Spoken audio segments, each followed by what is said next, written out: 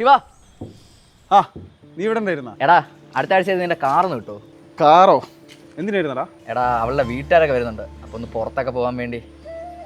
Car എടാ ഇനി അങ്ങോട്ടെ എല്ലാ ദിവസവും രാവിലെ അമ്പലത്തിൽ പോകുന്നൊരു പരിപാടി ഉണ്ട്. ഓ അപ്പം നീ വേറെ ആരോടെങ്കിലും ചോദിച്ചു നോക്കും. ആ സാരില്ലടാ, എങ്കിൽ വേറെ നോക്കാം. ശരി ശരിയാ. എടി പോയിട്ട് വരാമേ.